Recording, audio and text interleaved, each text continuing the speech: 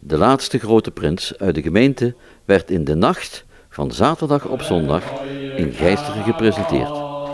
Voor 460 keienschieters was het een druk weekend. We hebben vandaag onze knalavonden, dus het uitkomen van de Prins, de revueavonden, de liedjes, alles in één weekend. En we hebben vandaag zo'n 75 tot 80 deelnemers uit eigen dorp, dus daar zijn we erg trots op. De nieuwe prins wordt door de voorzitter en de vorst gekozen.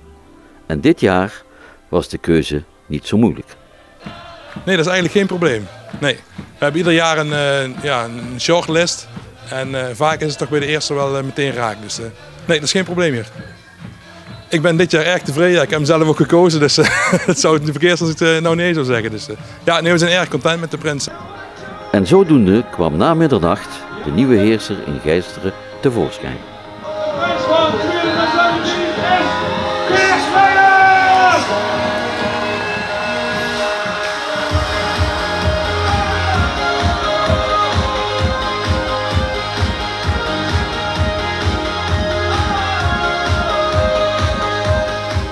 Prins Geert is enorm trots als kersverse hoogheid.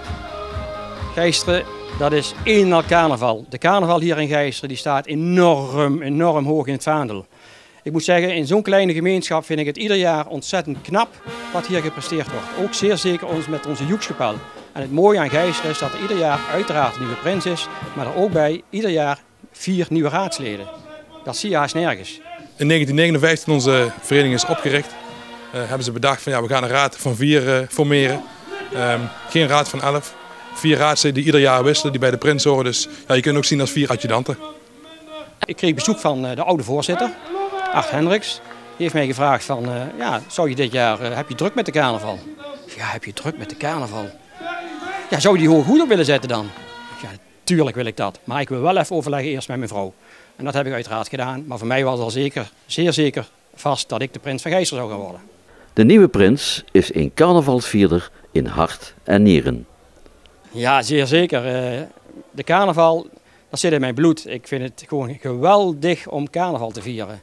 Even alle zorgen parkeren en daaraan. Lekker pilsje drinken en muziek maken. En ja, ik heb het inderdaad wel druk. Kijk, Gijsteren mag je natuurlijk niet vergelijken met een Venray bijvoorbeeld. Maar we mogen regelmatig de deur uit. En dat vind ik wel lekker. Voor de vorst is een spannende tijd afgesloten. Nou, het hoogtepunt vind ik toch wel hier het uitkomen van de prins. Het is toch een moment waar je naartoe werkt met je hele vereniging. En als het dan zover is en de prins is uitgekomen, dan gaat alles toch weer een beetje in rustiger vaarwater naar de carnaval toe. En ja, alles loopt dan eigenlijk weer vanzelf. Iedereen heeft zijn taak, iedereen weet wat hij moet doen, dus dat loopt allemaal erg goed. En nu de prins en de raad bekend zijn, kan er hard toegewerkt worden naar de grote strijd in Gijsteren. De carnavalsoptocht. Ja, wij zijn erg trots op onze optocht die we nog altijd in Gijsteren hebben op carnavalsmaandag, tegelijk met Venray. Dus helaas kunnen wij nooit in Venray meedoen, alleen vorig jaar toen de optocht dus verplaatst is geworden. Wij hebben ons dorp verdeeld in 4 buurten met carnaval en iedere buurt is dan verplicht om een eigen wagen te bouwen, zodat de optocht toch een bestaansrecht heeft in het dorp. Ons Gijsteren is verdeeld in 4 buurten en die rivaliteit tussen de buurten is enorm. En ja, dat vind ik gewoon geweldig. Maar naast de rivaliteit is er natuurlijk ook wel een beetje sportiviteit, toch? Ja, zeer zeker. Kijk, we zitten net voor de carnaval, dan katten we enorm tegen elkaar. Maar als je hier ziet op de maandagavond, als de prijsuitreiking is, ja, dan is het gewoon geweldig. Dan zitten alle 4 de buurten langs elkaar op de knieën voor de bühne. En de prins en de vorst, die maken dan bekend wie er gewonnen heeft. En daarna gaan we allemaal als vrienden heerlijk carnaval vieren. Nadat alle formaliteiten waren afgehandeld, kon het feest beginnen. Prins Geert en zijn gevolg kunnen op zondagavond 26 februari worden gefeliciteerd in zaal De Kei.